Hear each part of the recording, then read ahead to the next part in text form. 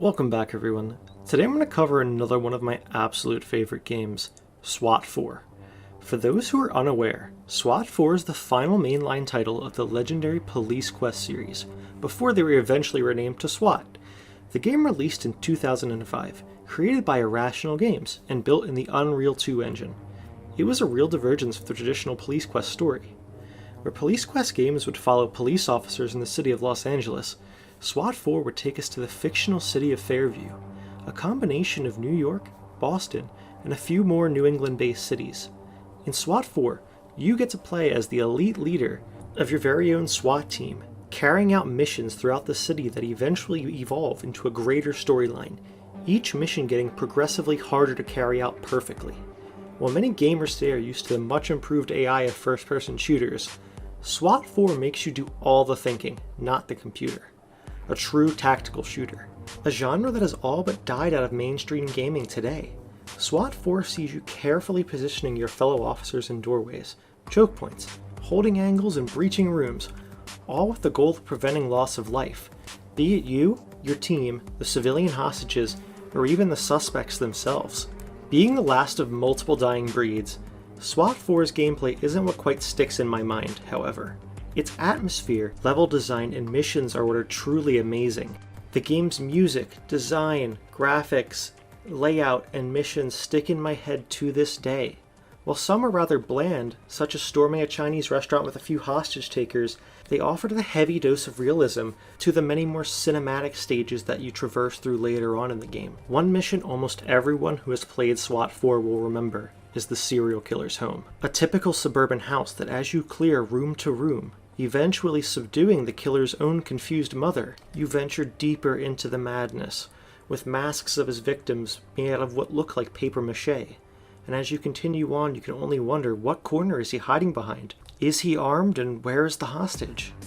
You have to move slowly if you want to keep your team safe and take him alive. Another one that sticks out in my head is the cultist tenements. Rain spattering against the windows as you slowly advance your team, rescuing civilians, taking down cultists, and discovering a more and more horrifying truth about the cult. You can find the recently dug graves of the cultist children, buried amongst a litany of propaganda and occult artifacts. The atmosphere of every mission is just spot on, and the game manages to capture such a wide array of emotion and energy throughout each one. You can feel the nervous tension as you move through a maze of unknowns, guided only by your map, a 911 call, and a quick briefing before it is up to you to figure out how you're going to resolve this conflict, save the innocent, and bring the guilty to justice. Bringing the guilty to justice is a key part of the game as well, where many shooter games of today, and even in the past, have little care about just gunning down the faceless enemy. SWAT 4 holds you and police officers to a higher standard. Lethal force is an absolutely last option. You can only fire at someone if you've been fired upon by them. Likewise, you can't just shoot them if they're fleeing, even if you know they're just running for better cover. It means you need to advance and clear the next room better while maintaining the safety of the hostages. One of the things that stands out to me in SWAT 4 is that the enemies are listed as suspects. Not OP4, not enemies, not shooters, but suspects. And these suspects are innocent until proven guilty. And SWAT 4 stays true to the ideal that police are not the judge, jury, and executioner, but merely there to enforce the law, protect civilians, and ensure that those suspects get their day in court. The game clearly outlines how it wants police to behave, and more importantly, how it wants you, the leader of your own element, to behave. You are to be an arbiter of justice, not a death squad rolling through the site. It is in these principles that every mission becomes even deeper. No matter how many horrors you pass, no matter how evil you are sure these people are, you can't just mow them down. You don't have the right to declare them guilty. All you are there to do is resolve the situation as peacefully as possible. A perfect outcome can see you not firing your gun even once, relying instead on your non-lethal armaments, such as your pepper spray and taser, much more. While the AI can seem rather clunky, you have to remember that this game was made in 2005, and that they are somewhat capable of neat features. If you properly flashbang a room and storm in screaming your commands, criminals are really likely to surrender to you rather than start shooting. If you have them beat, you have them beat.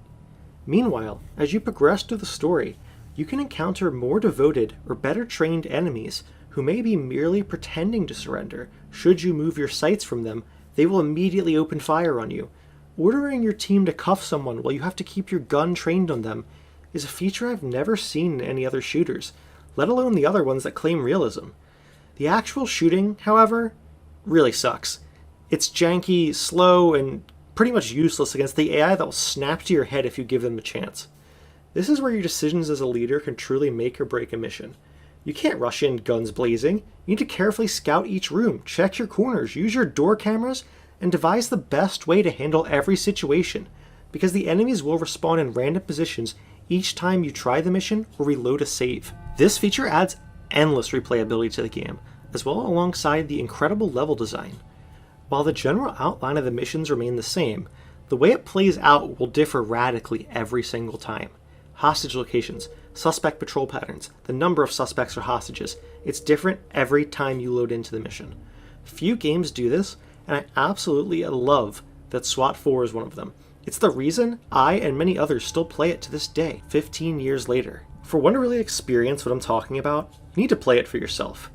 I really recommend the SWAT 4 Gold Edition, which you can easily find on GOG.com, and that includes the expansion pack, which sees your team facing off against the Russian mob and the Stechkov Syndicate.